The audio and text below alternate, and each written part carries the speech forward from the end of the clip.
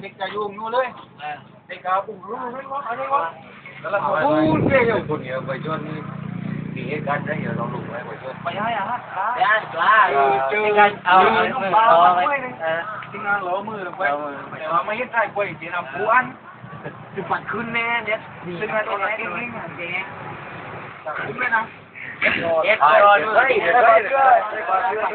โอ้มาอาจจะรู้ไปตามเพื่อนก็ได้เอาวิทย์เดียวกันน้องวะมันติดหน้ามือเรามันขึ้นกันไปเราไปน้ำเลยมือเราไปจ้าไม่เข้าใจดิมึงนี่ปัญญาโว้ยคนแรกเข้าใจเร็วยังไงกูวันนี้ขึ้นมาเร็วเจอเลยฟังเยอะมาเอานี่ที่มาผิวเปรี้ยครับที่มาปอกกันขึ้นที่งดทุกคนนั้นจอดตามนี้จะมีช่องทีมไหมนะมีช่องทีมเนี่ยเขาเป็นไอ้เบิร์ดเขาเป็นไอ้เบิร์ดจะใหญ่แล้วไอ้บอกว่าเล่นมาปั๊บไอ้ปิ่นกวนเขาอยู่ตรงนี้แล้วไอ้ปิ่นกูอยู่นี่แล้วนึกมีคนจะมาซ่อมคนอาจารย์กูว่าในเป็นตั้มกับไปยาว